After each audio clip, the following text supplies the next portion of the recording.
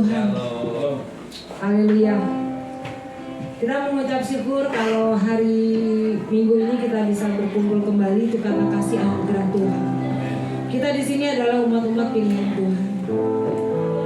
Oleh sebab itu biarlah sebagai ucapan syukur kita kepada Tuhan.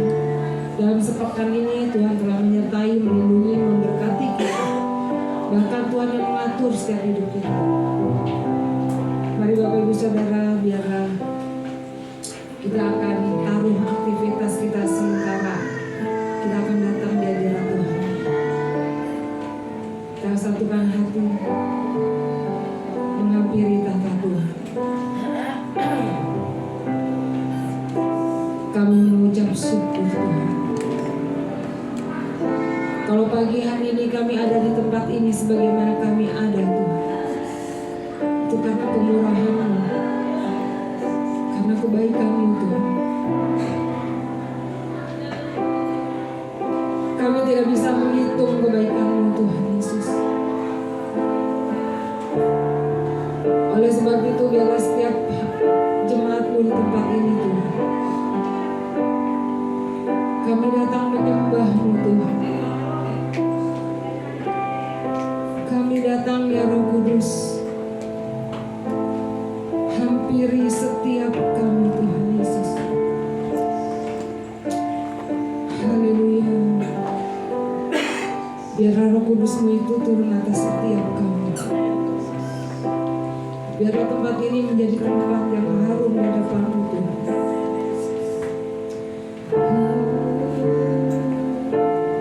Terima kasih Tuhan Yesus. Hembuslah Roh Kudus di tempat ini. Berhembuslah Roh Kudus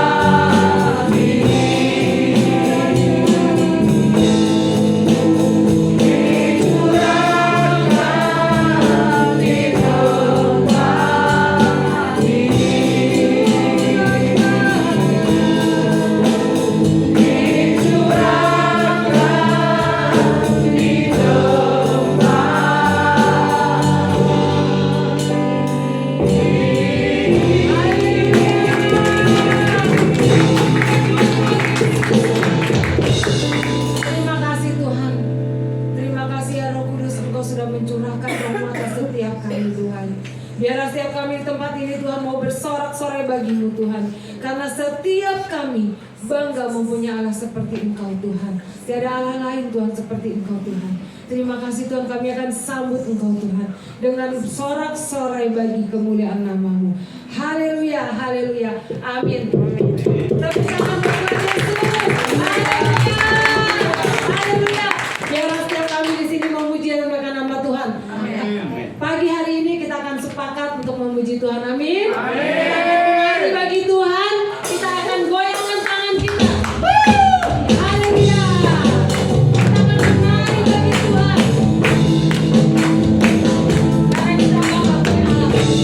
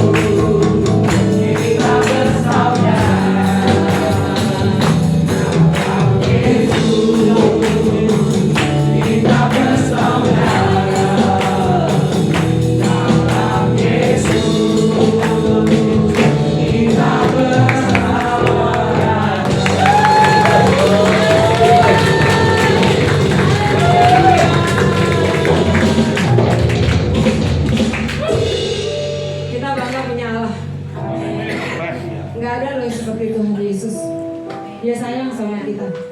Oleh sebab itu biar jemaat-jemaat di tempat ini bukan orang lain lagi, kita adalah bersaudara.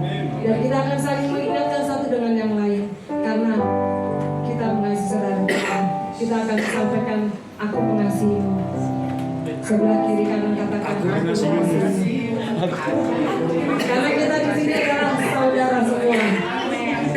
Yang namanya saudara, kadang tepuk-tepukan, kadang cium-ciuman, ya itu aja.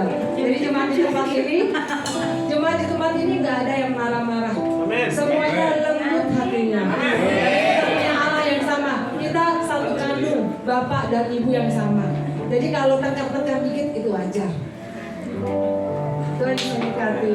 Ya, saya persilakan untuk Bapak Ibu duduk kembali dengan tetap dalam hadirat Tuhan. Kita akan siapkan hati kita sebagai tanah yang subur untuk menerima firman Tuhan. Kita akan angkat satu pujian. Haleluya, firman Tuhan Yesus. Firman-Mu berkata Kau besertaku, maka ku beroleh dan jiwaku. Tangan-Mu Tuhan selalu ku nantikan, di setiap langkah ku percaya.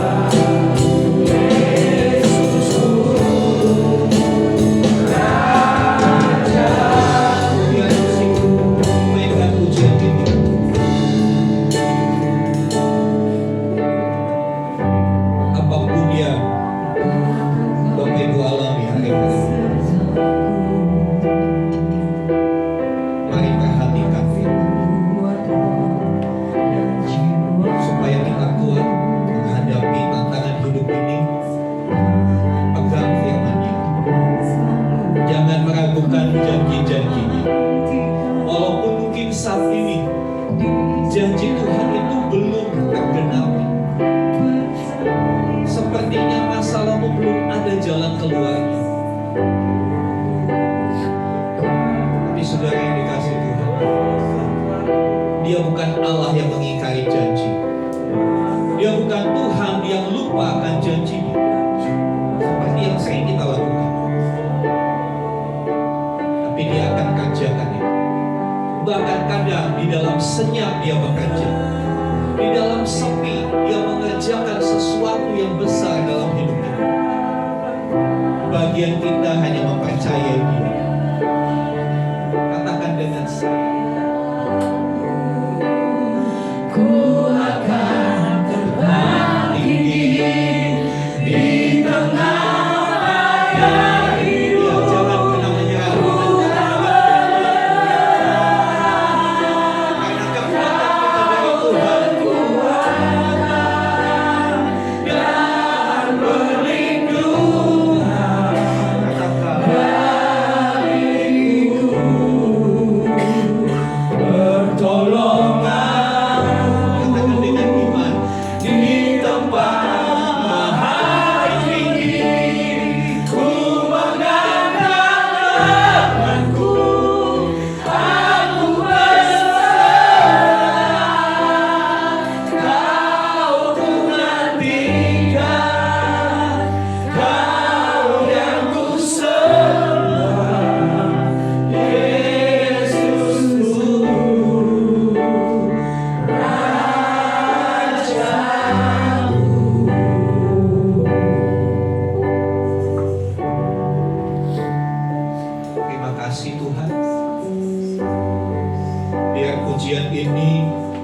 bukan hanya sekedar kami nyanyikan, tapi biar ini yang menjadi sesuatu yang kami lakukan. Kami menantikan Engkau ya Tuhan, karena firman-Mu berkata orang yang menanti-nantikan Tuhan akan mendapat kekuatan baru. Dia akan naik terbang seperti burung Raja Wali. Kami tahu masalah kami masih ada, pergumulan kami belum selesai, sakit penyakit kadang-kala masih berasa.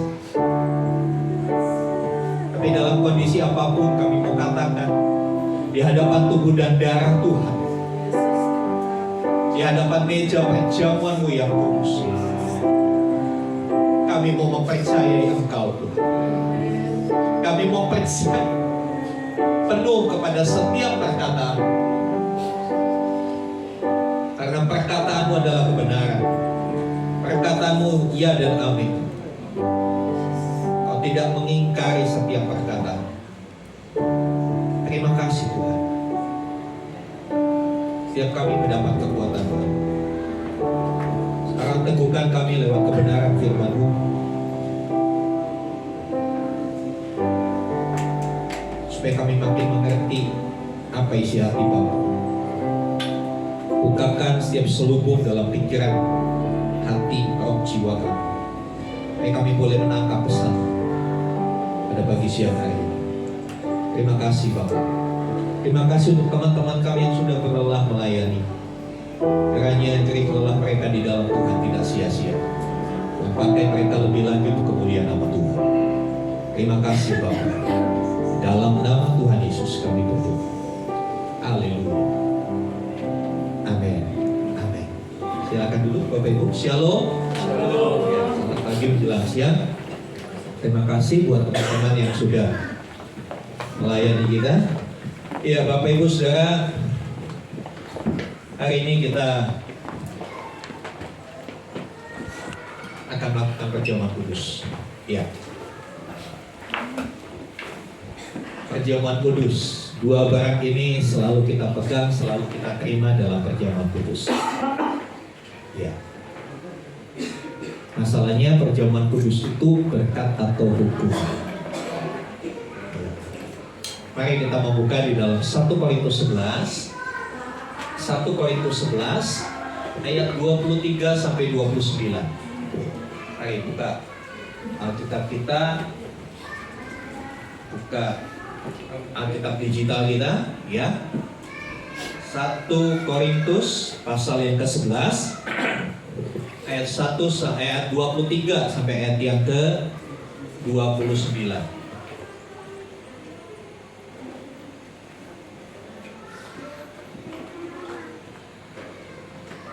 Tunggu sampai semua mendapatkan supaya kita bisa memperhatikan firman Tuhan ini bersama-sama. 1 Korintus 11 ayat 23, kita akan boleh membaca sampai yang ke-29. Baiklah, saya akan membacakan bagi Bapak Ibu. Demikian firman Tuhan. Sebab apa yang telah kuteruskan kepadamu telah aku terima dari Tuhan, yaitu bahwa Tuhan Yesus pada malam waktu ia diserahkan mengambil roti, dan sesudah itu ia mengucap syukur atasnya. Ia memecah-mecahkannya dan berkata, inilah tubuhku yang diserahkan bagi kamu. Perbuatlah ini menjadi peringatan akan aku. Demikian juga yang mengambil cawan sesudah makan, lalu berkata, cawan ini adalah perjanjian baru yang dimeteraikan oleh darahku. Perbuatlah ini setiap kali kamu meminumnya menjadi peringatan akan aku. Sebab setiap kali kamu makan roti ini dan minum cawan ini, kamu memberitakan kematian Tuhan sampai ia datang. Jadi barang siapa dengan cara yang tidak layak makan roti dan minum cawan Tuhan, ia berdosa terhadap tubuh dan darah Tuhan. Karena itu hendaklah tiap-tiap orang menguji dirinya sendiri, dan baru sesudah itu ia makan roti dan minum dari cawan itu. Karena barang siapa makan dan minum tanpa mengakui tubuh Tuhan, ia mendatangkan hukuman atas dirinya. Tambahkan ayat 30 dan 31 demikian. Sebab itu banyak di antara kamu yang lemah dan sakit, dan tidak sedikit yang meninggal. Kalau kita menguji diri kita, hukuman tidak menimpa kita. Tetapi kalau kita menerima hukuman dari Tuhan, kita dididik supaya kita tidak akan dihukum bersama-sama dengan dunia. Ya, Bapak Ibu Saudara yang dikasihi Tuhan, perjamuan kudus, apa maknanya bagi saudara? Sudah berapa kali kita mengikuti perjamuan kudus? Tidak terhitung. Tapi hari ini kita mau merenungkan bersama-sama apa maknanya. Saudara yang dikasihi Tuhan, bagi sebagian orang perjamuan kudus diyakini ya, dia menerima berkat. Bagi sebagian orang ketika dia mengikuti perjamuan kudus, dia mendapatkan berkat, ada sukacita, ada kekuatan. Ya. Orang itu begitu antusias ikut perjamuan kudus. Ya. Bahkan beberapa minta dilayani perjamuan kudus secara pribadi. Ya, karena sakit nggak bisa datang ke gereja, telepon Pak Gembalanya, Pak, saya nggak bisa datang perjamuan kudus, saya mau perjamuan kudus, tolong layani saya. Ada antusias karena dia tahu itu mendatangkan berkat buat hidupnya. Tetapi Alkitab bagian yang kita baca tadi, ya, bagian yang kita baca tadi mengatakan ada sebagian yang justru perjamuan kudus mendatangkan hukuman. Ya, Alkitab yang kita baca tadi mengajarkan bahwa ada sebagian orang perjamuan kudus itu justru mendatangkan hukuman. Coba perhatikan tadi ayat yang ke-29. Karena barang siapa makan dan minum tanpa mengakui tubuh Tuhan, ia mendatangkan hukuman atas dirinya. Sebab itu banyak di antara kamu yang lemah dan sakit, dan tidak sedikit yang meninggal.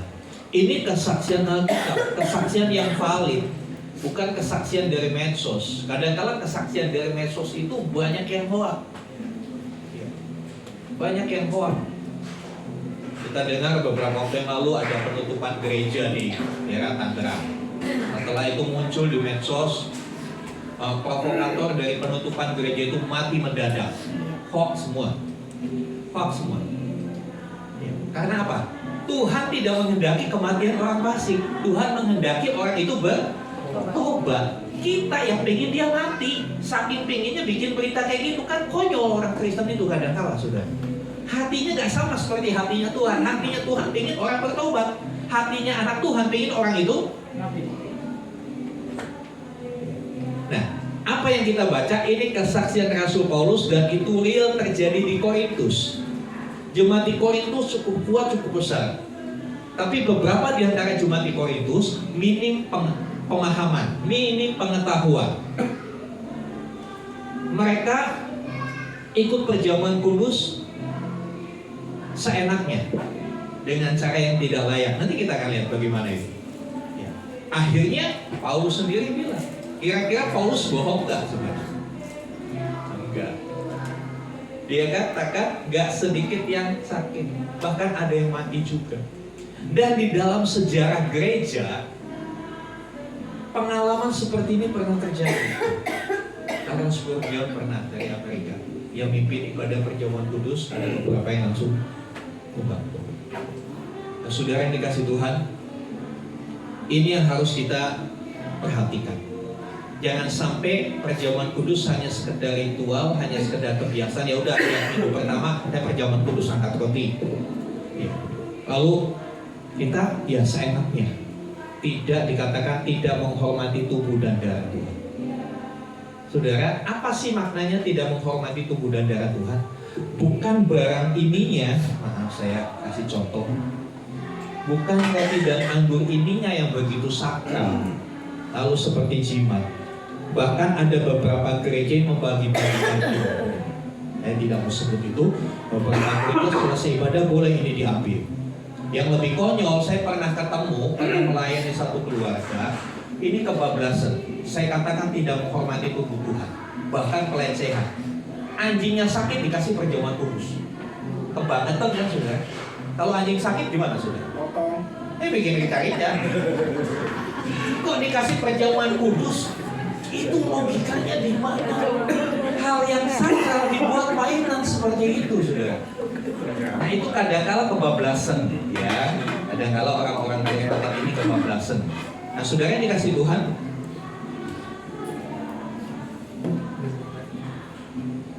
ada hal yang penting yang kita harus perhatikan, ya.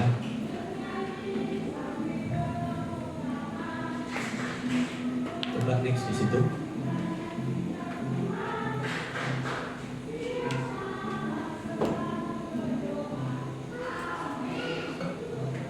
Gak bisa. Ya, lagi next. Ya, terus. Ya, bagaimana bisa begitu, saudara? Apa bedanya? Ada sebagian orang mengikuti perjamuan kudus diberkati, ada sebagian orang justru menerima hukuman. Ya.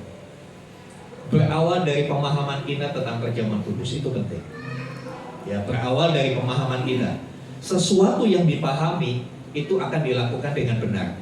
Tapi kalau kita nggak paham, maka kita menimbulkan banyak kesalahan, ya kan? Menimbulkan banyak kesalahan. Saya tidak mau kita sekalian cuma sekedar latah ya, biasa ikut perjamuan kudus, angkat roti, makan, amin, amin, amin, gitu aja. Tapi kita pulang tak mendapat sesuatu. Padahal di dalam perjamuan kudus ada hal yang besar yang Tuhan siapkan bagi kita. Oke, next. Ya, saudara, bagaimana kita melihat perjamuan kudus itu penting. Kita harus melihat perjamuan kudus dari tiga arah. Yang pertama, saudara, lihat ke belakang. Perjamuan kudus itu kita melihat ke belakang.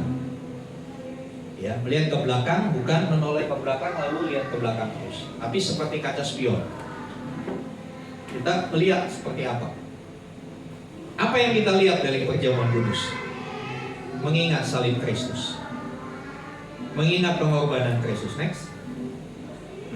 Di dalam ayat 24 dan 25 di sana dikatakan, saya ulangi lagi membaca, dan sesudah ia mengucap syukur atasnya, ia memecah-mecahkannya dan berkata, inilah tubuhku yang diserahkan bagi kamu, perbuatlah ini menjadi peringatan akan aku. Kembali ayat 25 diulang lagi, demikian juga yang mengambil cawan sesudah makan.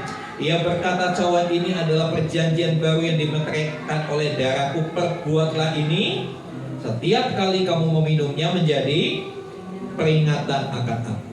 Hal yang pertama yang harus kita sadari, kita pahami dalam setiap sesi perjamuan kudus, ini adalah peringatan. Remind. Kenapa kita harus diingatkan? Karena kita itu gampang lupa, susah ingat. Gampang lupa, susah ingat. Gimana tuh kalau gampang lupa, susah ingat? Kita kadang-kala gampang melupakan apa yang Tuhan Yesus sudah lakukan buat hidup kita. Kita gampang banget melupakan. Fokus iman kita gampang banget melenceng. Begitu ada masalah sedikit, lupa bahwa Tuhan Yesus sudah melakukan hal yang besar dalam hidup kita. Ya. Oleh sebab itu, dalam 2 ayat ini Tuhan Yesus ulang-ulang katakan, perbuatlah ini menjadi peringatan akan aku. Apa yang kita peringati dalam perjamuan kudus? Yang kita peringati adalah pengorbanannya di atas kayu salib. Ya. Jadi pusat perjamuan kudus itu bukan roti dan anggurnya. Saya masih ingat pertama kali saya habis dibaptis, lalu saya ke perjamuan kudus, saya dengan beberapa teman anak muda waktu itu bilang, anggurnya kok pahit ya? Fokusnya nggak ke Tuhan, ke anggurnya. Kok nggak enaknya, kok pahit gitu. Fokusnya nggak ke Tuhan, ke apa? Materinya, ke sarananya. Saya mau katakan roti dan anggur itu hanya sarana untuk kita mengingat akan karya Tuhan di atas kayu salib. Pusat dari perjamuan kudus sendiri, fokusnya adalah pribadi Kristus yang sudah mati dan bangkit bagi kita. Iya, dia mati untuk menebus kita. Nah, saudara yang dikasih Tuhan, dia mau supaya kita selalu mengingat, karena dia tahu kita ini pelupa. Dia mau kita selalu mengingat apa yang dia lakukan. Ya, pengorbanannya yang sangat mahal. Ya, pengorbanannya yang tidak bisa dinilai dengan nominal rupiah. Coba kita buka 1 Petrus 1 18-19. 1 Petrus 1 ayat 18 dan 19. Saya minta Papa Meksi bisa bantu bacakan. 1 Petrus 1 18-19.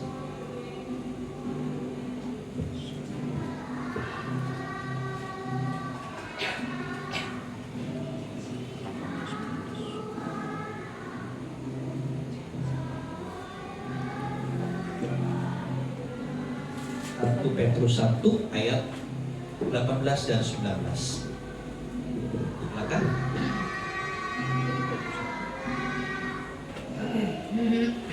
Sebab kamu tahu bahwa kamu telah ditebus dari cara hidupmu yang sia-sia, yang kamu warisin dari nenek moyangmu itu, bukan dengan barang yang fana, bukan pula dengan perak atau emas, melainkan dengan darah yang mahal, yaitu darah Kristus yang sama seperti darah anak domba yang tak bernoda dan tak bercacat. Iya, saudara yang dikasih Tuhan, kita sudah ditebus, kita sudah dibayar dengan darah yang mahal, bukan dengan emas perak. Emas dan perak saja tidak sebanding dengan darah Tuhan Yesus. Iya, kita telah ditebus dari cara hidupmu yang sia-sia, yang kamu warisi dari nenek moyangmu. Kadang-kala tanpa kita sadar, ajaran orang tua, ajaran leluhur kita itu bertentangan dengan firman Tuhan. Kita ikuti. Saya masih ingat ajaran papa saya yang bertentangan dengan firman Tuhan, salah satu aja. Ya, salah satu aja. Apa saya ngajarin gini, kamu jangan pernah takut sama siapapun selagi orang itu masih makan nasi. Maksudnya, iya, kalau makan nasi dipukul pasti sakit. Jadi kamu jangan pernah takut. Biar badannya gede, kalau makan nasi kamu jangan pernah takut, hajar aja.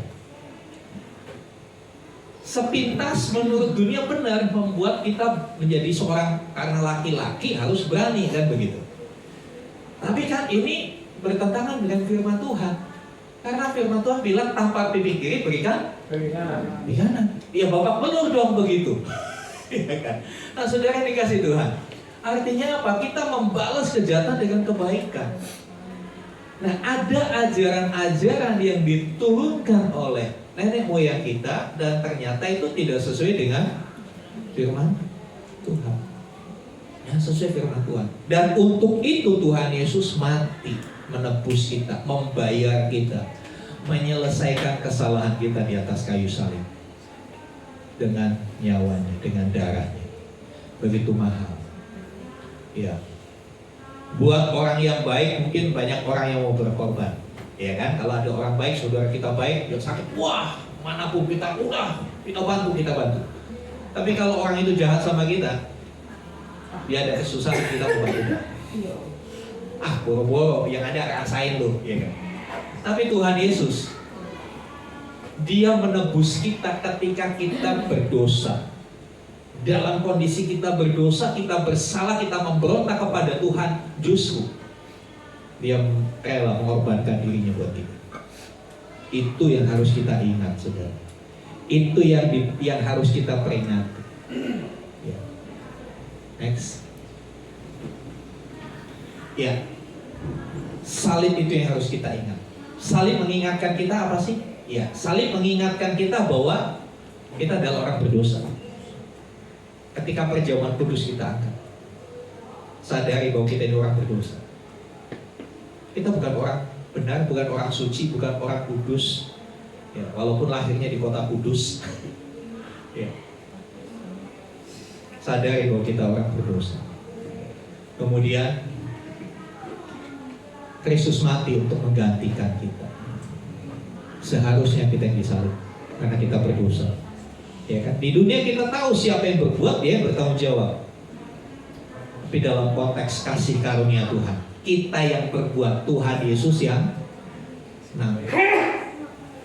Kalau kita gak setia sama Dia, betapa naifnya kita. Kalau kita tidak mengingat pengorbanannya, betapa kita sungguh terlalu. Saudara yang dikasih Tuhan, Dia mati menggantikan kita. Ya. Salib juga mengingatkan bahwa keselamatan itu anugerah, bukan hasil usaha kita. Bukan hasil usaha kita. Di dalam Efesus 2, iya. Kita lihat dulu, saudara. Ya, jika kita ingin diberkati saat mengikuti perjamuan kudus, kita perjamuan kudus. Kalau saudara ingin diberkati, maka ini yang harus saudara lakukan. Datang dengan hati yang penuh syukur. Syukur aku ini orang berdosa. Syukur aku ini orang gak layak, tapi dilayakkan Tuhan. Syukur aku ini sebetulnya gak berhak masuk surga, tetapi karena kasihnya kita dapat tiket untuk ke surga. Bersyukur atas kasih dan pengorbanan Tuhan Yesus. Sekali lagi, itu bukan hasil usaha kita. Efesus 2, 8 dan 9. Tolong Pak Ultima Nurung. Efesus 2 ayat 8 dan 9.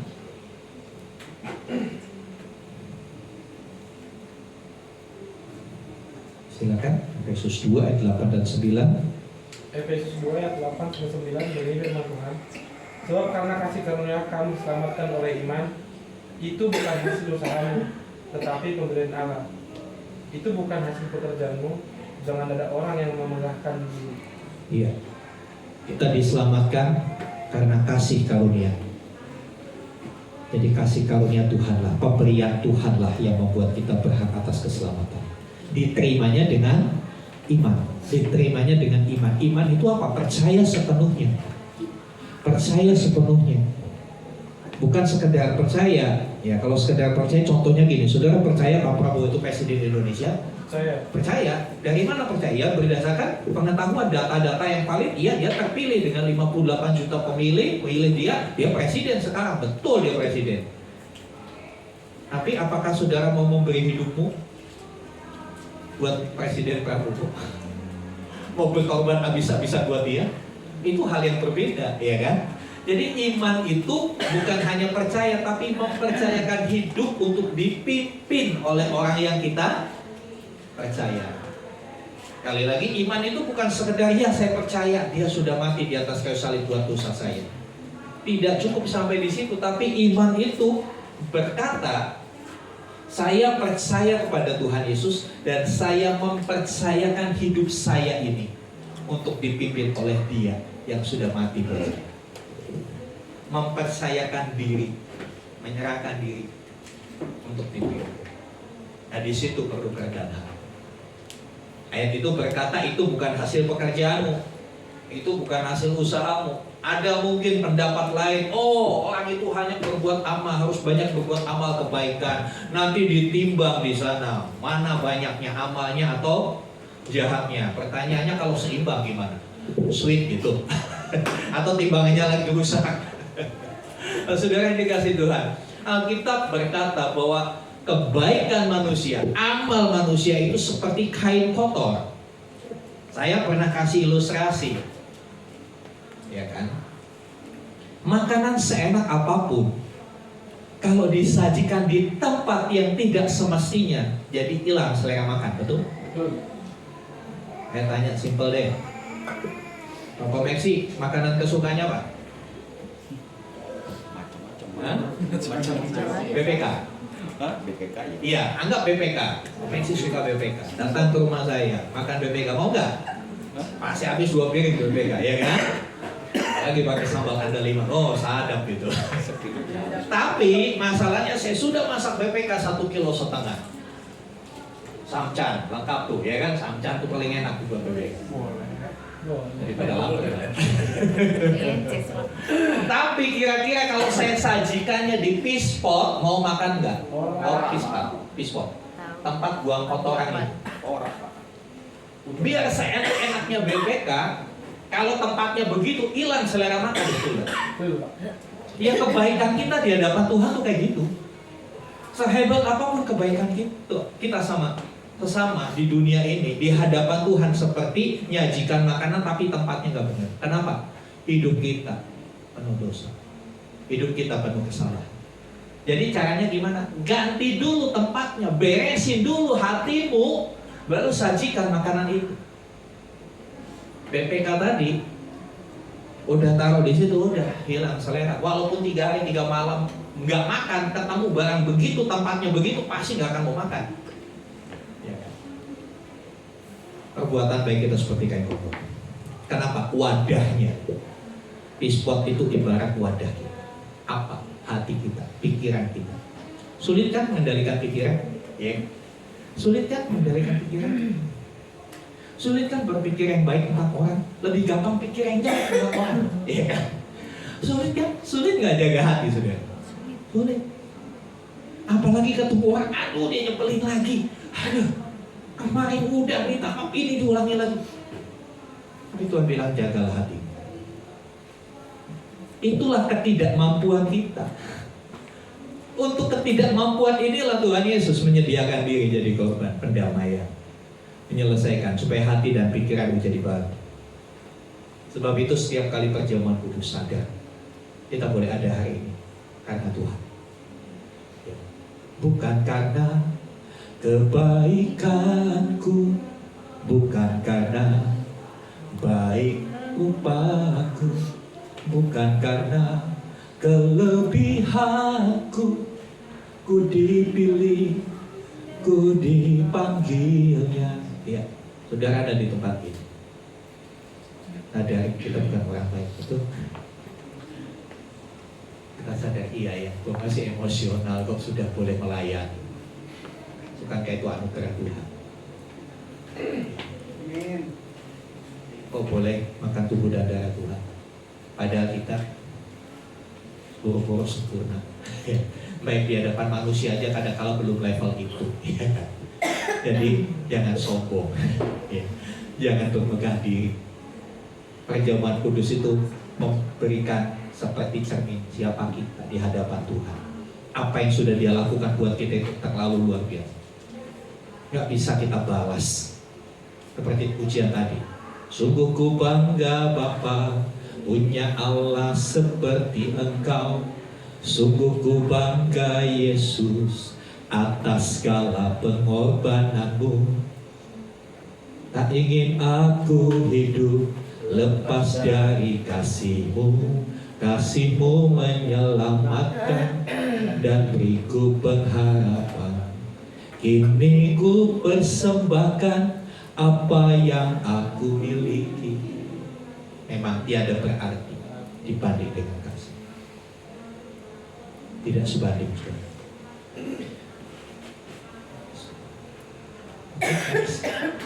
Yang selanjutnya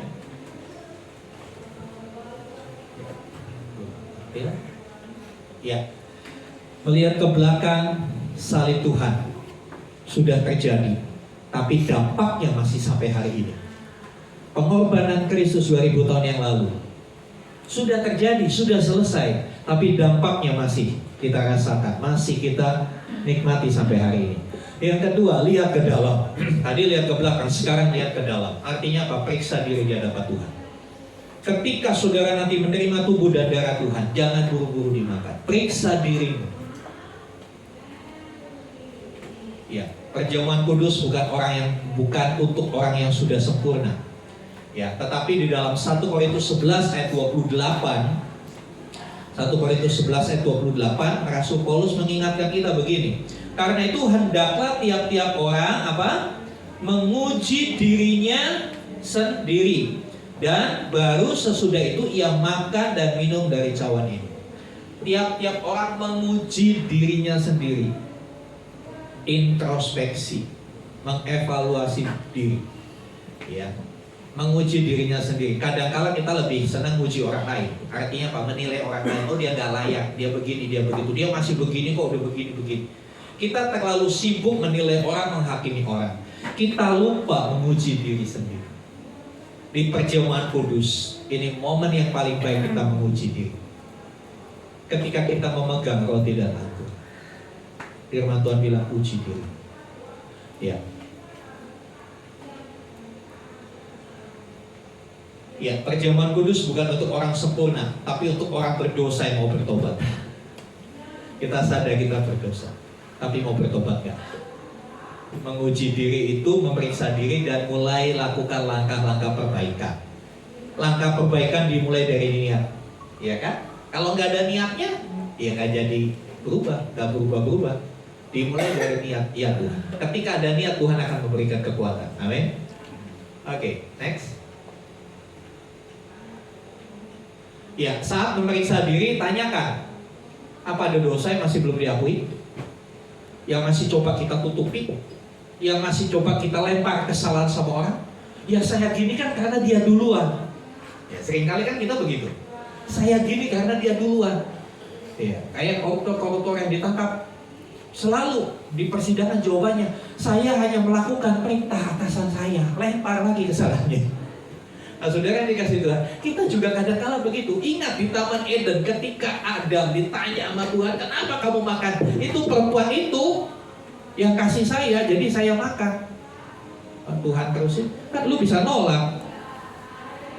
Saudara, mari saat nanti kita menerima tubuh dan darah Tuhan, periksa apa masih ada dosa yang belum. Bilang, Roh Kudus ingatkan aku kesalahan. Iya Tuhan, aku tadi sebelum ke gereja di warkop itu Tuhan makan gorengan 5 bilangnya 4. Akui dulu di hadapan Tuhan. Ini hal yang sepele itu, ya kan? Hal yang sepele hanya berapa ribu rupiah, tapi itu cukup membuat saudara tidak masuk surga. Dengar baik, hanya uang 2.000 perak cukup membuat saudara tidak masuk surga. Jangan anggap remeh. Orang jatuh di jalan itu bukan nabrak batu yang gede, tapi karena kerikil pasir yang nggak kelihatan, yang kita anggap remeh. Ya. Selanjutnya saudara dikasih Tuhan, apakah ada kepahitan yang masih tersimpan? Kadang-kala dosa udah nggak ada, tapi kepahitan itu, kekecewaan itu ngumpet di pojok hati paling dalam. Kelihatannya baik-baik saja, tapi begitu ada peristiwa keinget lagi, ya kan? Kebuka lagi filenya itu, wah direkam. Buang setiap kepahitan. Mungkin perlakuan orang tua yang membuat kita gak nyaman, ya, membuat kita, ya mungkin dibedakan dengan saudara kita.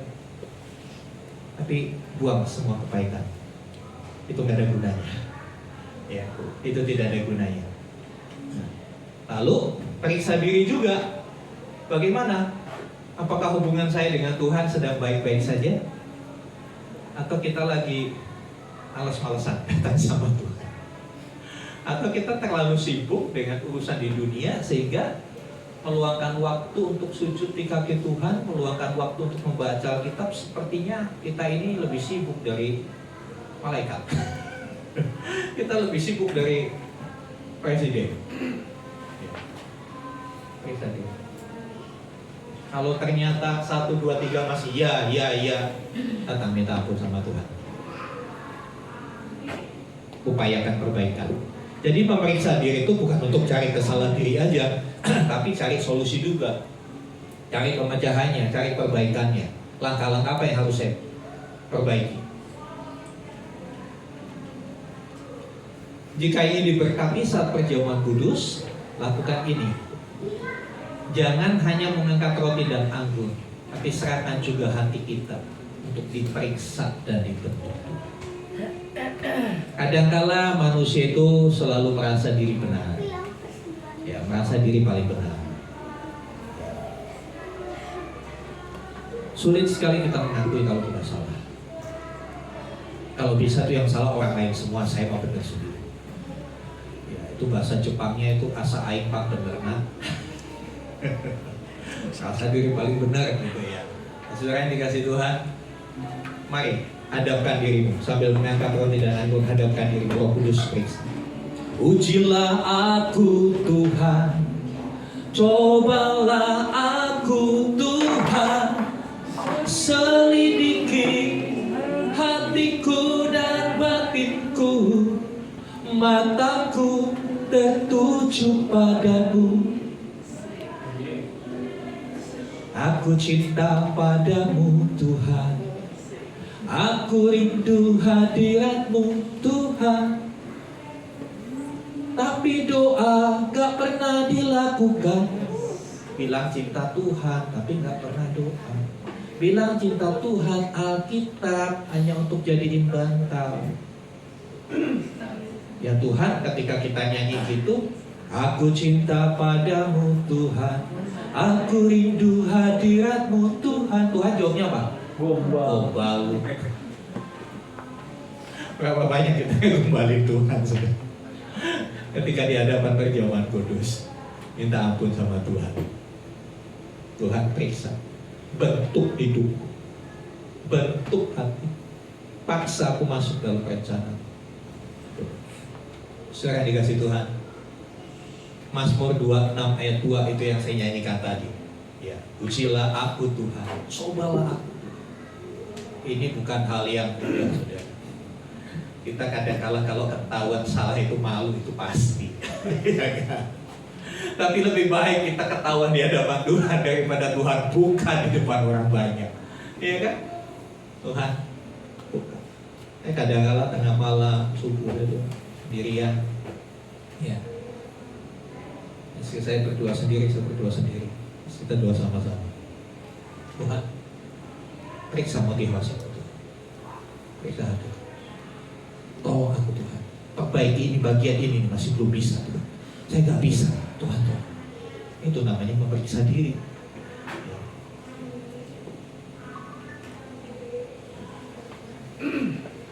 Selanjutnya, lihat ke depan. Ada apa di depan? Iya, kita menantikan kedatangannya.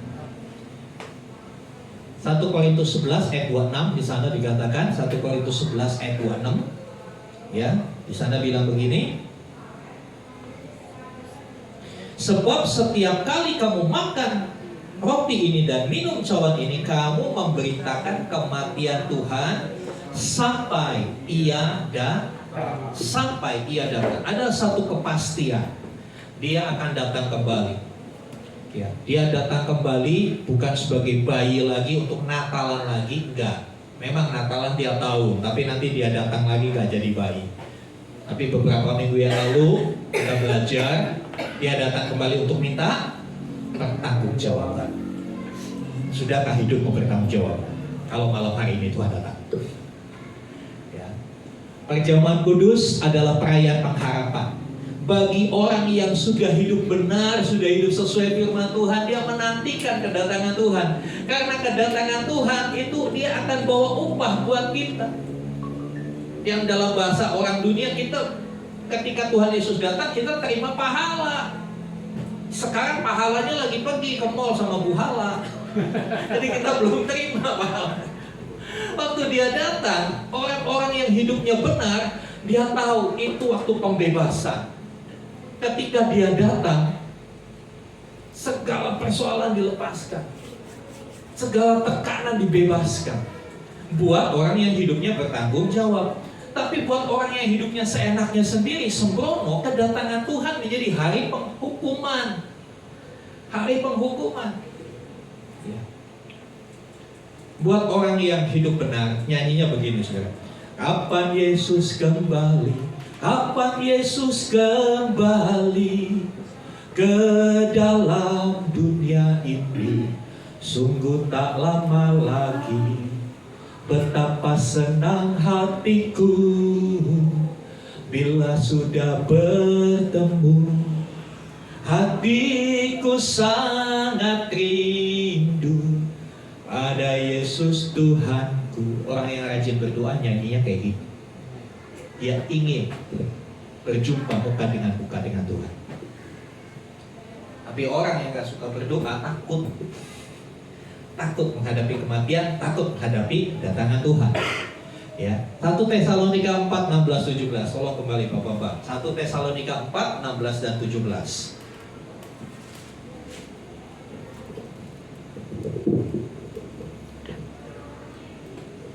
1 Tesalonika 4 16 sampai 17. Sebab pada waktu tanda diberi, yaitu pada waktu penghulu malaikat berseru dan sangkakala Allah berbunyi, maka Tuhan sendiri akan turun dari sorga, dan mereka yang mati dalam Kristus akan lebih dahulu bangkit. Sesudah itu, kita yang hidup, yang masih tinggal, akan diangkat bersama-sama dengan mereka dalam awan menyongsong Tuhan di angkasa. Demikianlah kita akan selama-lamanya bersama-sama dengan Tuhan. Ya, saudara yang dikasih Tuhan, ini janji kedatangannya. Nanti pada saatnya, ketika dia datang kembali, dikatakan, ya, pada waktu tanda diberi, pada waktu penghulu malaikat berseru dan sangkakala Allah berbunyi. Nanti ada sangkakala. Buat yang ikut retret, saudara tahu sopan sangkakala seperti itu. Wet, gitu. Itu seluruh dunia akan mendengar.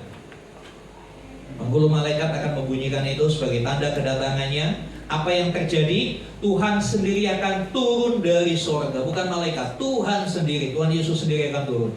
Dan mereka yang mati dalam Kristus akan lebih dulu bangkit. Yang mati, opung kita, papa kita, keponakan kita yang mati. Tapi mati dalam Kristus, dalam iman. Yang hidupnya sesuai dengan kebenaran firman Tuhan, dikatakan akan bangkit. Ada kebangkitan orang mati itu pasti. Lalu ada orang bertanya gini, Pak, lalu gimana tuh? Masalahnya papa saya itu dikremasi, bangkitnya gimana? Ya buat kita susah, gimana? Dikremasi sudah jadi debu, udah dibuang ke laut. Tapi adakah yang mustahil bagi Tuhan? Apakah terlalu sulit untuk Allah mengumpulkan debu-debu di dasar laut itu disatukan lagi? Terlalu mudah bagi Tuhan. Bukankah bumi ini diciptakan hanya dengan berfirman? Lalu bagaimana dengan kita yang hidup? Ya, dikatakan sesudah itu kita yang hidup, jelas-jelas sekali. Sesudah itu kita yang hidup, siapa? Saudara dan saya. Kita yang hidup, yang masih tinggal akan diangkat bersama-sama dengan mereka dalam awan menyongsong Tuhan. Kalau kita dikasih kesempatan gak ngalami kematian fisik, kita akan ngalami ini, saudara. Diangkat. Jadi seperti Tuhan Yesus naik ke surga pakai awan, kendaraannya awan. Bukan batik air, bukan Lion Air. Diangkat ke surga bukan pakai Garuda, bukan pakai Citylink. Di awan, pakai awan-awan. Dan ini firman Tuhan, bukan kata saya. Ya. Menyongsong Tuhan di angkasa. Demikian kita akan bersama-sama dengan Tuhan. Dan hal ini menjadi penghiburan buat kita, menjadi pengharapan ketika kita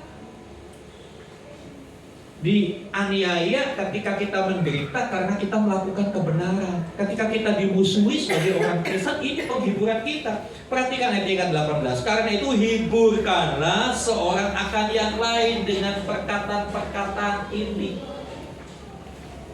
Peristiwa yang akan datang nanti itu menjadi penghiburan buat kita. kita akan tinggalkan dunia ini. Kita akan tinggalkan pinjol. Kita akan tinggalkan penagih utang. Asal hidup kita bertanggung jawab. Itu menjadi sukacita. Saudara yang dikasih Tuhan, dalam perjamuan kudus kita diingatkan bahwa Dia akan datang lagi. Dia tidak akan meninggalkan kita selama-lamanya sebagai yatim piatu. Next.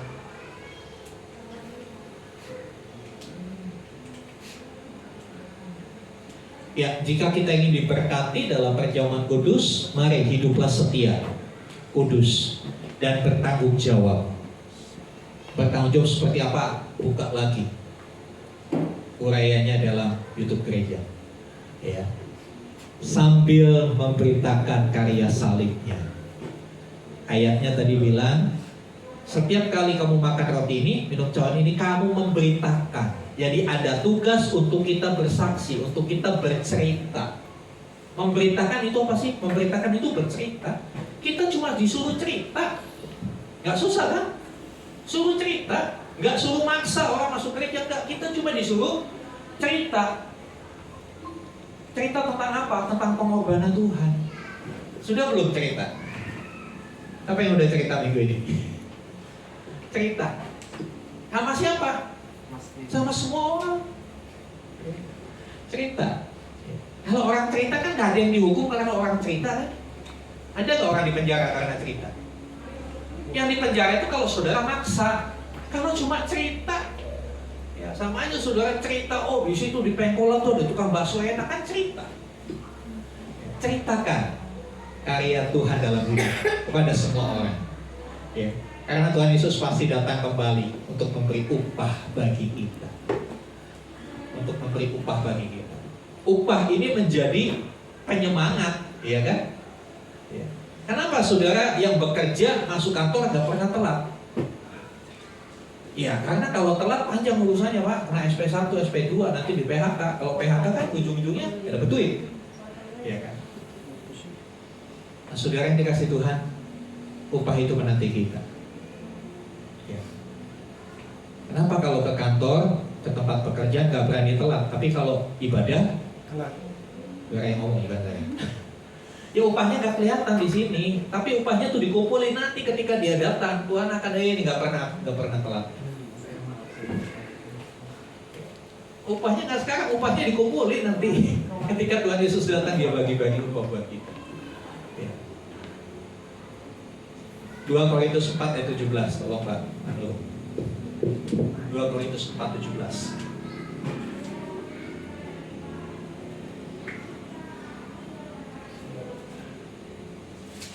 Apa upahnya? Luar biasa. 2 Korintus 4 ayat 17. 2 Korintus 4 ayat 17 begini firman Tuhan, sebab penderitaan ringan yang sekarang ini mengerjakan bagi kami kemudian kekal yang melebihi segala-galanya, jauh lebih besar daripada penderitaan kami. Iya. Kita akan menerima kemuliaan yang lebih besar. Dikatakan penderitaan ringan. Penderitaan karena apa? Bukan karena dosa ini konteksnya, tapi penderitaan karena kita melakukan kebenaran. Penderitaan karena kita menceritakan. Penderitaan karena kita menjadi saksi Tuhan. Kita menderita. Saya ngalami penderitaan itu. Saya pernah cerita tahun 98, Oktober 30 Oktober 98, saya diserbu 200 orang di Sulawesi. Karena saya memberitakan kebaikan Tuhan sama satu keluarga. Keluarga ini menerima penderitaan saya, teman-temannya ngamuk. Saya diserbu waktu itu lagi nginep di rumah jemaat. Alhasil apa? Motor saya dijadiin api unggun sudah. Padahal motor itu baru 10 bulan, belum 1 tahun. Untung sudah lunas. Saudara yang dikasih Tuhan. Saya dikejar 200 orang mau dibunuh. Menderita enggak? Enggak. Menderita. Tapi saya bersyukur penderitaan itu ringan dibanding nanti kemuliaan yang Tuhan sediakan buat saya. Itu tidak sebanding. Ketika kita hidup benar, menderita enggak? Menderita, dibully. Cowok kok nggak ngerokok, cemen lu. Pernah nggak dengar begitu sudah? Pernah. Ya. Ayo lalai, masa sejauh ini. Buat persahabatan, ya kan?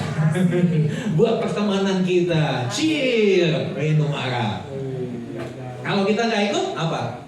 Bencong. Bencong lu. Saya pernah cerita waktu SMP saya digituin. Kok nggak laki-laki? Saya pulang, saya fotokopi akte lahir.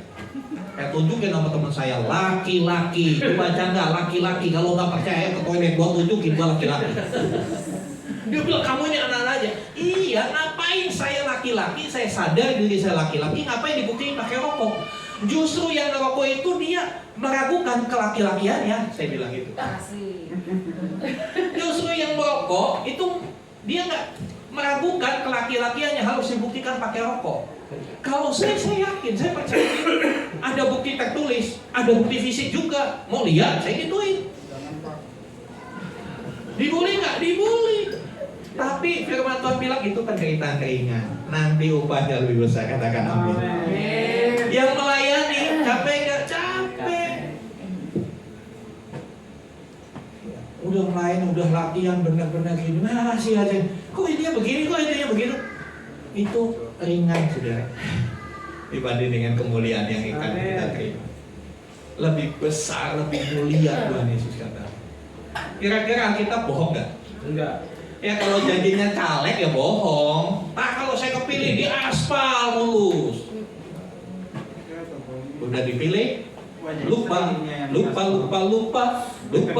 janjinya. Tuhan nggak lupa menepati janji. Ya. Dialah yang setia, dia pegang janjinya. Saudara, apa yang kita pelajari hari ini? Saat perjamuan kudus, jangan hanya melihat roti dan anggur, tetapi lihatlah betapa besar kasih-Nya di kayu salib. Lihatlah diri kita, apakah kita sudah layak di hadapan-Nya. Tentu kita setuju, kita ini nggak layak. Kita masih banyak salah, kita masih banyak lemah. Untuk itu kita perlu sering-sering datang kepada Tuhan, supaya Dia memperbaiki hidup kita. Kalau motor saudara rusak, jangan bawa ke toko kue. Kalau motor saudara rusak, bawa ke bengkel supaya diperbaiki. Kalau saudara hidupmu rusak, jangan datang ke mall, datang ke rumah Tuhan. Amin. Kalau hidupmu rusak, jangan datang ke bioskop, jangan datang ke Ancol. Sering-sering datang kepada Tuhan, karena hanya Tuhan yang bisa perbaiki hidup kita. Ya. Kalau motor rusak, diperbaikinya jangan ke tukang panci, jangan ke tukang jahit baju. Ya, motor rusak datangnya ke bengkel. Kalau hidup kita rusak, datang sama Tuhan, karena Dia menciptakan hidup kita. Dia sanggup perbaiki hidup kita. Ya. Selanjutnya, setelah lihat diri kita, arahkan pandangan kepada kedatangannya kembali. Jangan arahkan pandanganmu sama orang lain yang bikin batu sandungan. Jangan. Tapi arahkan pandanganmu kepada Dia. Dia akan datang membawa upah bagi kita. Saudara yang dikasih Tuhan, tanyakan, apakah saya selalu mengingat pengorbanannya bagi saya? Kadang-kala kita kebalik. Kita tuh suka kebalik, saya juga heran ya. Dunia terbalik. Yang kita ingat itu apa yang kita udah kasih sama Tuhan. Tuhan, tiap minggu Tuhan, saya tuh uang biru yang saya masukin Tuhan. Kadang-kala kita ingat jasa-jasa kita. Saya udah melayani Tuhan, saya udah capek, saya udah bikin ini, bikin ini. Saya mau katakan, saya lagi kembali apa yang sudah saya lakukan sekian puluh tahun. Saya sudah melayani sepenuh waktu dari umur 19 tahun sampai sekarang itu 31 tahun. Di hadapan Tuhan, di hadapan saudara, saya katakan yang saya lakukan itu gak sebanding dengan yang Tuhan Yesus lakukan buat saya. Gak sebanding. Ingat pengorbanannya, jangan ingat pengorbanan saya, jangan ingat pengorbanan kita sendiri. Kadang-kala kita ingat apa yang kita udah kasih sama Tuhan. Tuhan Natal tahun lalu sekian ratus ribu, Paskah kemarin sekian. Saudara, saya mau katakan please, itu gak sebanding dengan apa yang Tuhan kasih buat hidup. Ya. Ingat pengorbanannya. Lalu, apakah saya selalu memeriksakan diri di hadapan Tuhan? Ya. Kadang-kala kita tuh sebetulnya lebih banyak dosa yang gak kita sadari. Betul gak sih saudara? Lebih banyak keplesetnya. Ngomong nih banyak keplesetnya ngomong itu. Salah ngomong ya, kan? Kita bilang, salah ngomong. Paling kita lakukan kalau salah ngomong gimana? Gini kan salah ngomong. Tapi buat orang lain, itu lama lukanya kadang-kadang. Ya.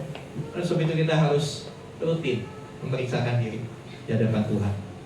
Ya, apakah saya mengharapkan kedatangannya kembali?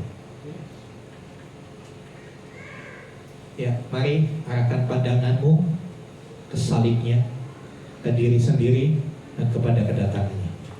Let's do it. Mari sama-sama berdiri dan kembali di musik.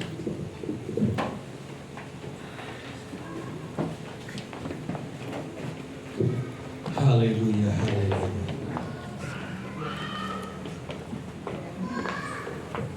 Haleluya, haleluya.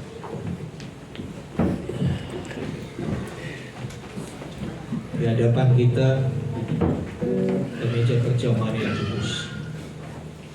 Biarlah ini bukan hanya sekedar rutinitas tiap minggu pertama awal bulan kita makan roti dan anggur bersama-sama.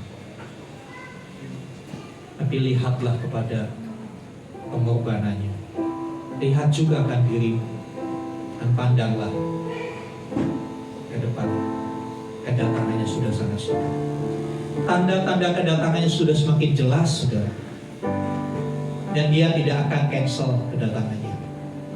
Oh, karena jemaat GBK Impactful Community belum siap, Tuhan Yesus cancel sebulan lagi, setahun lagi kedatangannya. Enggak. Jadwalnya pasti, on schedule. Kalau kita belum siap, dia datang, salahmu sendiri tidak segera mempersiapkan diri. Dia nggak nunggu kita, karena dia bekerja sesuai dengan jadwal yang tepat. Jadi, kita yang harus bersegera mempersiapkan diri. Kita yang harus buat, memperbaiki diri. Kalau masih ada yang berbaik. Gereja ini bengkel. Di tempat ini kita diperbaiki. Di tempat ini mungkin ada konflik, ada gesekan. Tapi dengan gesekan akhirnya kita tahu, oh iya, ternyata gua masih egois banget ya. Iya, ternyata saya gampang banget kesinggung. Masa lihat status gitu aja udah bete. Kita jadi tahu. Dan ketika kita tahu, kita bilang, Tuhan tolong aku. Tuhan tolong aku. Dengan tubuh dan darahmu yang akan aku makan bersama-sama saudaraku, tolong aku supaya sifat-sifat burukku itu diperbaiki. Haleluya. Biar Roh Kudus mengingatkan kita. Berhembuslah Roh Kudus.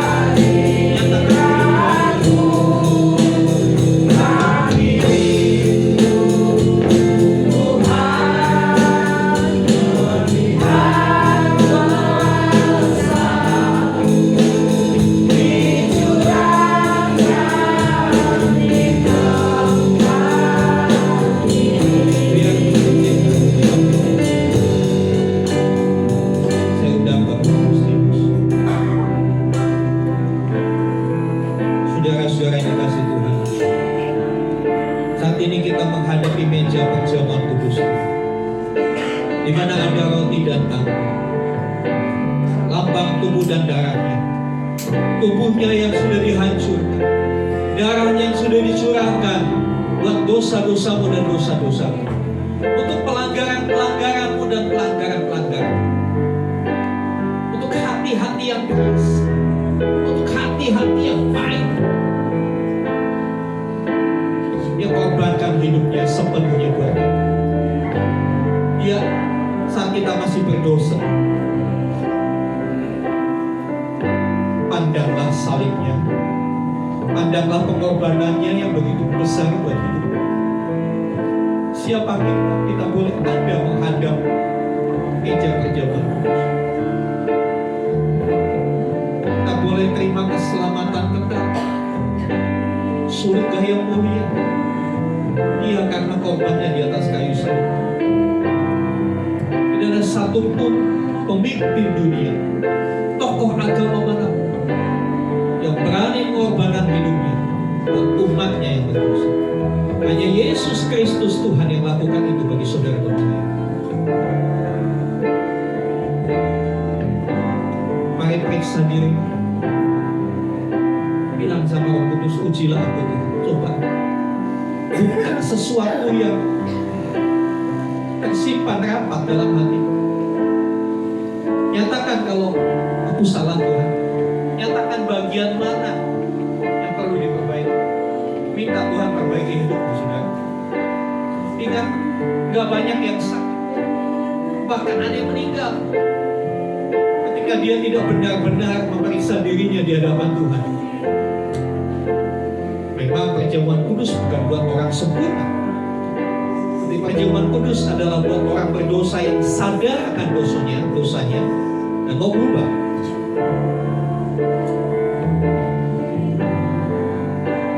Di hadapan kami ada roti dan anggur yang adalah buatan tangan manusia berdosa. Kuduskan, sucikan materi ini ya Tuhan, menjadi sarana kami mengingat pengorbananmu di atas kayu salib. Menjadi sarana kami mengingat bahwa kami adalah orang berdosa yang sudah ditebus, sehingga gak layak kami menyombongkan diri. Biar dalam perjamuan kudus ini kami boleh melihat diri kami, memperbaikinya, karena Roh Kudus sudah diutus untuk menjadi penolong buat kami. Dan melalui perjamuan kudus, mata kami tidak lagi melihat kepada hal-hal yang dunia, tapi kami berpengharapan akan kedatangan Tuhan. Ketika Engkau datang, itulah bahagia yang sejati. Ketika Engkau datang kembali, itulah kelepasan yang sempurna buat hidup kami. Kami akan diangkat dan tinggal bersama-sama dengan Engkau. Silakan sambil memeriksa diri, saudara terima tubuh dan darah Tuhan yang akan dibagikan oleh hamba.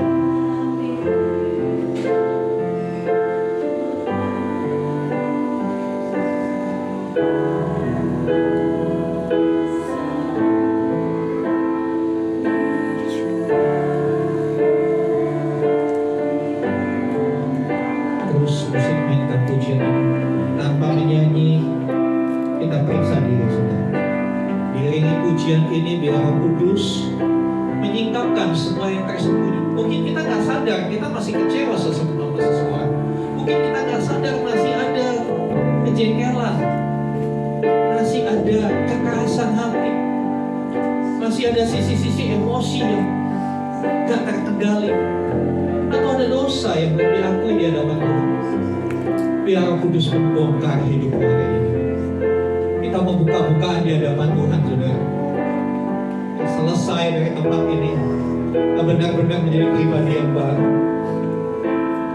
Tapi yang motor yang baru dicunat dari bengkel, yang akan lari kencang, hadapi tantangan medan yang berat. Haleluya.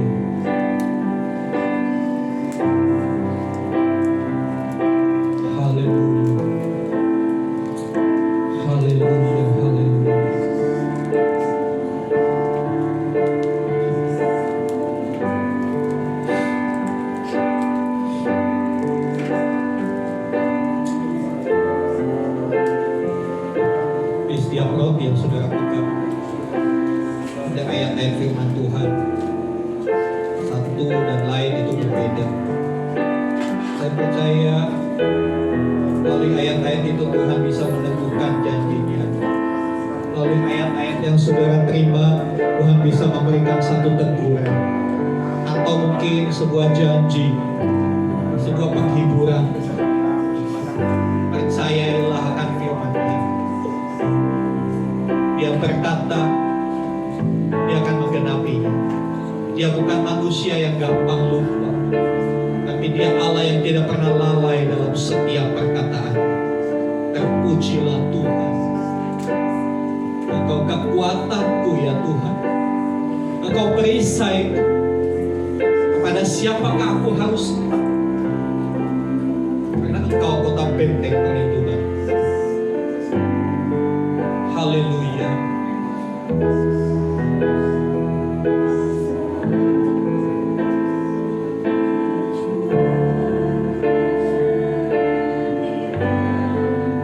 Biar pengurapannya turun atas setiap kita. Katakan, urapilah.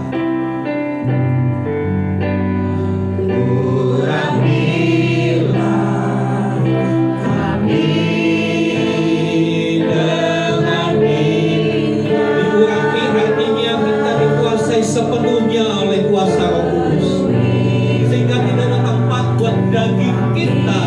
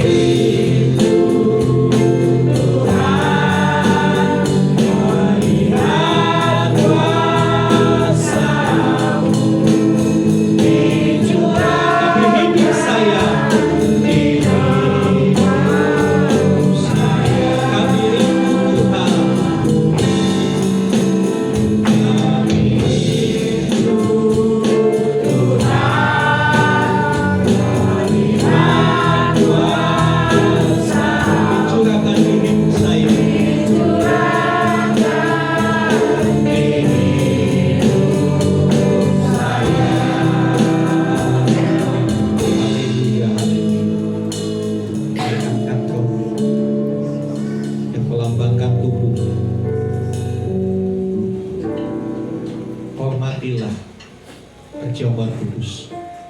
Hargailah pengorbanannya di atas kayu salib, dan dengarkanlah firman-Nya. Sebab apa yang telah kuteruskan kepadamu, telah aku terima dari Tuhan, yaitu bahwa Tuhan Yesus pada malam waktu Ia diserahkan, mengambil roti, dan sesudah itu Ia mengucap syukur atasnya. Ia memecah-mecahkannya dan berkata, inilah tubuhku yang diserahkan bagi kamu. Perbuatlah ini menjadi peringatan akan kamu. Bukankah roti yang kita angkat adalah persekutuan dengan tubuh Kristus? Amin. Kita makan bersama di dalam nama Tuhan Yesus.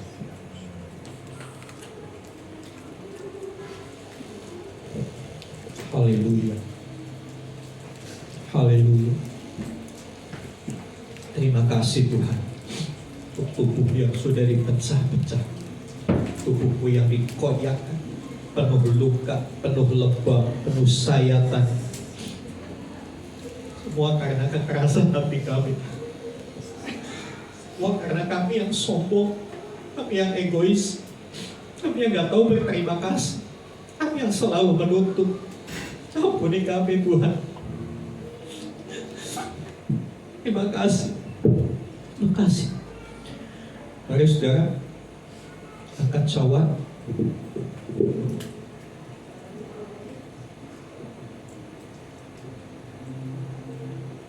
Demikian juga yang mengambil cawan sesudah makan lalu berkata, cawan ini adalah perjanjian baru yang dimeteraikan oleh darahku.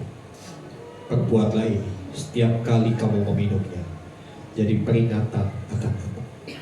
Bukankah cawan anggur yang kita angkat adalah persekutuan dengan darah Kristus? Amin. Di dalam nama Tuhan Yesus kita minum bersama-sama.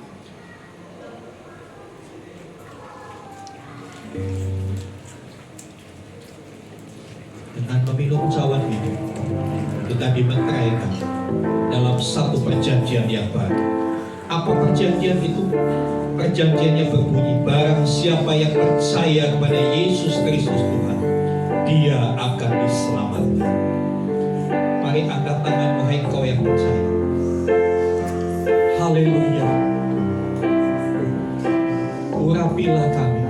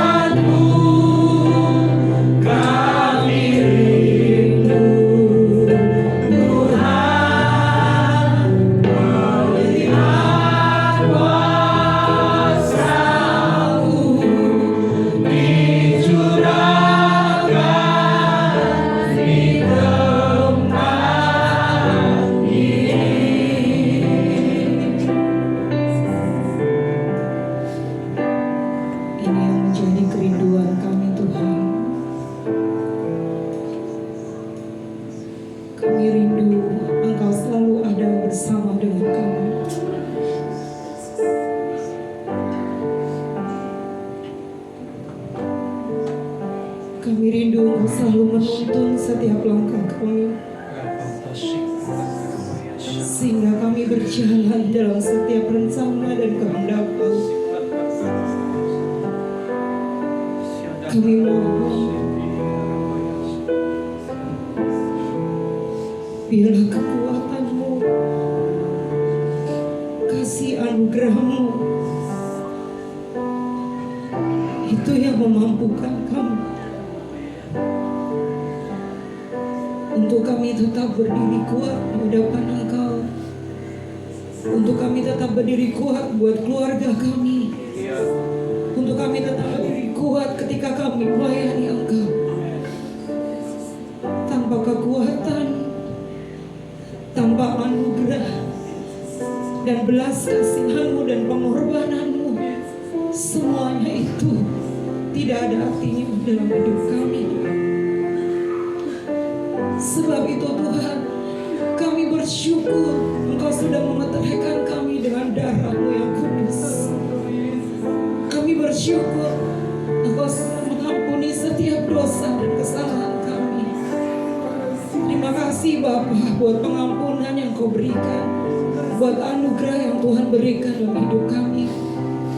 Dan kami bersyukur Tuhan memberikan Roh Kudus dalam kehidupan kami, yang selalu mengingatkan kami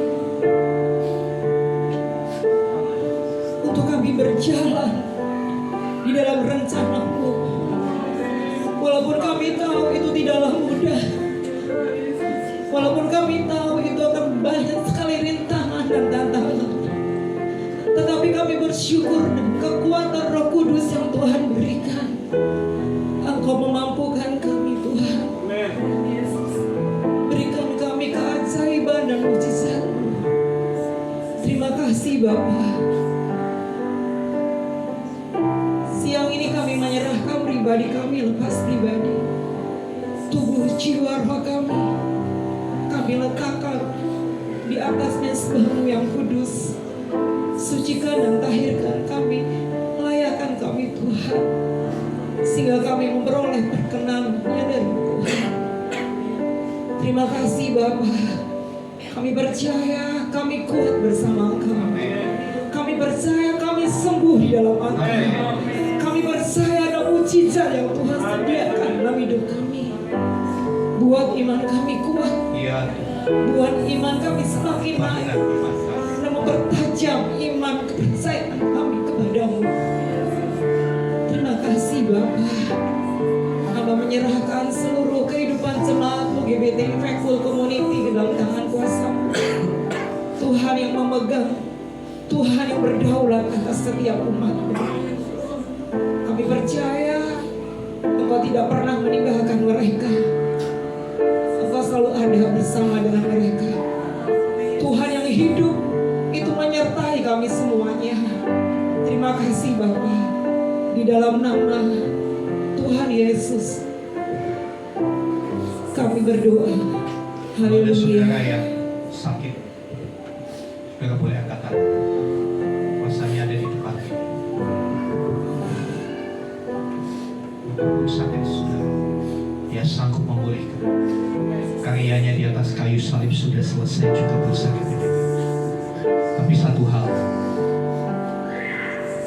kalau sakit itu karena pola makanmu yang gak sehat, karena pola hidupmu yang gak benar, Tuhan mau saudara perbaiki itu. Tuhan akan sembuhkan, tapi setelah itu saudara harus perbaiki cara saudara menjaga tubuh. Karena tubuhmu adalah milik Allah. Tubuhmu adalah bait Allah. Siapa yang rusak bait Allah, dia akan berhadapan dengan Allah. Bapak, kami berdoa untuk setiap tangan yang terangkat. Mereka mengalami kelemahan tubuh. Satu hal, ampuni mereka kalau mereka salah dalam jalani hidup ini, salah dalam pola makan, istirahat, ampuni mereka. Sekarang mereka mengangkat tangan, mereka menyerah kepadamu, mereka minta pertolongan. Kau Bapa yang baik, dalam nama Tuhan Yesus kesembuhan terjadi. Dalam nama Tuhan Yesus kesembuhan terjadi. Dalam nama Tuhan Yesus semua normal. Dalam nama Tuhan Yesus semua baik, sungguh amat baik. Sama seperti ketika Tuhan menciptakan kami. Roh Kudus ingatkan kami, berikan kami kekuatan, kemampuan untuk kami menjaga kesehatan. Karena kesehatan itu adalah anugerah Tuhan, tidak bisa dibeli dimanapun. Tuhan yang kasih buat kami. Bagian kami, tanggung jawab kami adalah menjaga kesehatan itu. Terima kasih Tuhan. Dan pujilah nama-Mu. Di dalam nama Yesus kami berdoa. Amin. Amin. Silakan duduk saudara.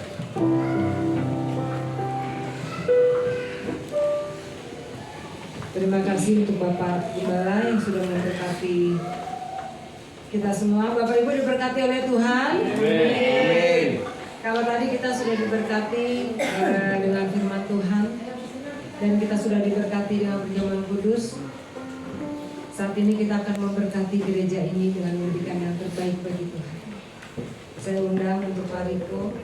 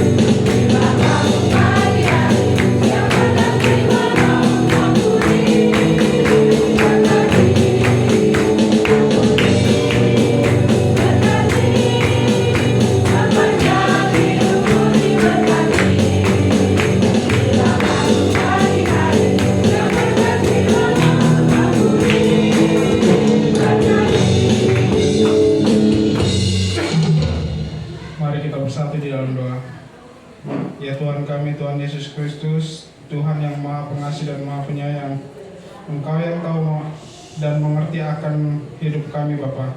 Tuhan, terima kasih juga Tuhan atas berkat dan kasih karunia-Mu Tuhan, panjang umur serta sehat selalu Tuhan yang Kau berikan hingga saat ini Bapa. Tuhan, kami tahu kasih-Mu sungguh amat terbaik untuk kami Bapa. Dan jika kami ada yang lagi sakit hari ini Bapak, tolong Tuhan sembuhkan kami Bapak, angkat segala sakit penyakit kami Bapak di dalam nama-Mu Tuhan.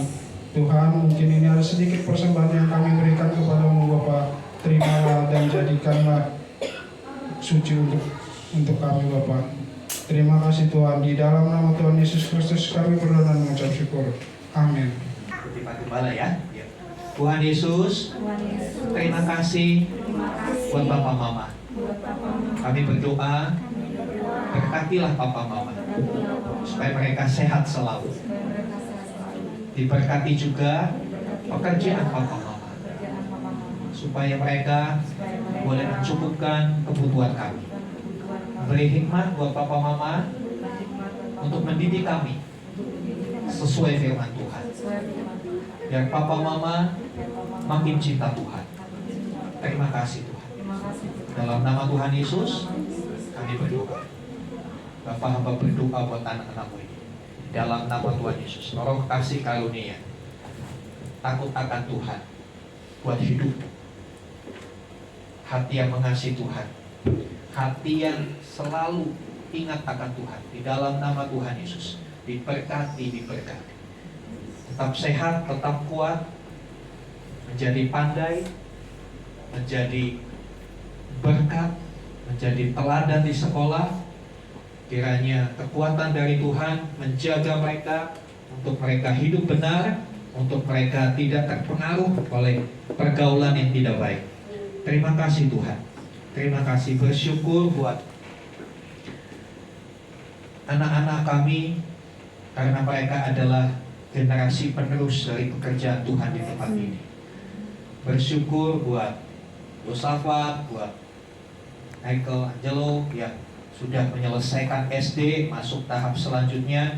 Tuhan yang menolong supaya mereka boleh terus giat belajar, terus berprestasi bagi kemuliaan Tuhan. Terima kasih Tuhan. Di dalam nama Tuhan Yesus kami berdoa. Amin. Amin. Silakan kembali anak. Bapak kita, mari kita berdoa. Haleluya. Terima kasih Bapak, kami bersyukur di hari ini Tuhan atas kebaikan-Mu Tuhan yang memberi kami kesempatan lagi untuk datang memuji memuliakan nama Tuhan. Terima kasih buat kesehatan, kekuatan, kemampuan yang Tuhan beri sepanjang 1 bulan yang kami lalui Tuhan. Engkau ada yang bersama kami Tuhan. Terima kasih Bapak buat berkat-Mu. Terima kasih buat semua pertolongan Tuhan bagi kami. Terima kasih Tuhan buat firman-Mu Tuhan. Tubuh dan darah-Mu sudah menyatu dengan kami Tuhan. Tuhan Yesus, terima kasih.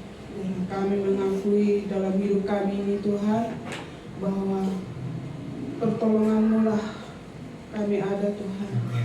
Kau sudah rela mati, menderita buat kami. Kasih-Mu luar biasa bagi kami Tuhan. Terima kasih Tuhan Yesus, biarlah firman yang kami dengar hari ini, biarlah sungguh-sungguh kami lakukan dalam kehidupan kami sehari-hari. Terima kasih buat hamba-Mu Tuhan, biarlah Engkau memberkati hamba-Mu ini, beri kesehatan yang ekstra Tuhan, beri kesabaran, agar Bapak dan Ibu sabar untuk membimbing kami, domba-dombanya Tuhan. Terima kasih Yesus, biarlah Tuhan memberkati Bapak Gembala sama anak-anaknya Tuhan. Kau pakai lagi lebih lagi untuk melayani Tuhan. Bapak yang baik, kami berdoa juga buat bangsa dan negara kami Indonesia Tuhan. Kami serahkan negara kami dalam tangan-Mu. Dan Kau yang melindungi negara kami Tuhan. Dalam negara kami ini negara yang aman Tuhan. Dalam negara kami negara yang takut akan Tuhan. Berkati Presiden kami Prabowo, Wakil Presiden, Menteri, semuanya Tuhan yang memerintah di negara kami ini, pakai mereka lebih lagi untuk melayani di negara ini Tuhan, dan mereka takut akan Tuhan. Terima kasih Tuhan, berkat-Mu melimpah bagi Indonesia. Terpuji Engkau Tuhan. Kami berdoa juga buat jemaat-Mu di tempat ini Tuhan. Kalau ada yang sakit Tuhan, kami serahkan dalam tangan Tuhan. Kalau Tuhan Engkau sembuhkan jemaat-Mu, biarlah kami sehat semua Tuhan. Biar kami semangat menjalani hari-hari kami Bapa. Biar kami mengandalkan Tuhan di sepanjang hidup kami. Terima kasih Roh Kudus. Sepanjang minggu yang akan kami lalui Tuhan, kami berserah ke dalam tangan-Mu. Kalau Engkau ada bersama kami. Terima kasih Bapa. Sebentar lagi kami mau pulang dari tempat ini Tuhan. Biarlah Tuhan melindungi kami. Terima kasih Bapak. Kami rindu berkat dari hamba-Mu. Mari saudara arahkan hatimu kepada Tuhan. Angkat tanganmu. Nah, sekarang Bapak Ibu Saudara kekasih Kristus, terimalah rahmat anugerah berkat dari Bapa di surga dalam kasih sayang persekutuan dengan Tuhan Yesus Kristus, pengurapan penyertaan Roh Kudus nyata dalam hidupmu. Terimalah berkat-berkat jasmani, diberkatilah usaha pekerjaan yang kau lakukan. Kiranya apa yang diperbuat tanganmu menjadi berhasil dan beruntung. Engkau yang masih berpendidikan, Tuhan memberkati sehingga engkau boleh mempersiapkan masa depanmu dengan sebaik-baiknya. Diberkatilah engkau secara rohani, imanmu makin kuat, bertanam, bertumbuh dan menghasilkan buah. Pengharapanmu akan kedatangannya makin kuat, tidak mudah galau, tidak mudah digoyah oleh apapun. Dan biarlah perbuatan kasih-Mu semakin nyata kepada setiap orang, sehingga orang-orang bisa mengenal Tuhan melalui hidup-Mu. Jadilah berkat dimanapun Tuhan menempatkan saudara. Karena itu pergilah, jadikanlah semua bangsa murid-Mu. Baptislah mereka dalam nama Bapa, Anak, dan Roh Kudus. Ajarlah mereka melakukan segala sesuatu yang telah Kuperintahkan kepadamu. Dan ketahuilah aku menyertai kamu senantiasa sampai kepada akhir zaman. Demikianlah Tuhan Yesus akan datang kembali. Dan kita yang percaya, kita yang hidup benar, kita yang setia kepadanya akan diangkat menyongsong Tuhan di angkasa untuk tinggal bersama-sama dengan Tuhan selama-lamanya. Di dalam nama Tuhan Yesus kami terima berkat-Mu ya Bapa. Yang percaya katakan amin. Amin. Kiranya Bapa berkati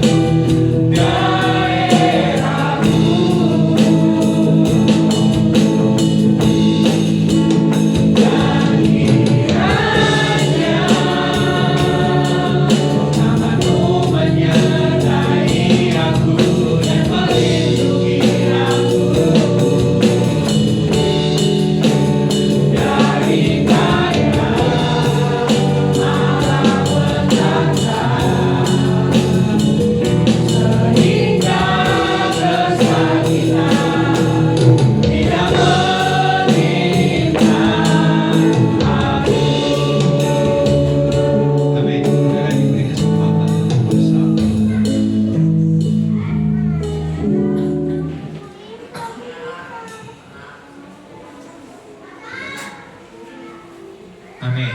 Tuhan Yesus memberkati Bapak Ibu, gembala seluruh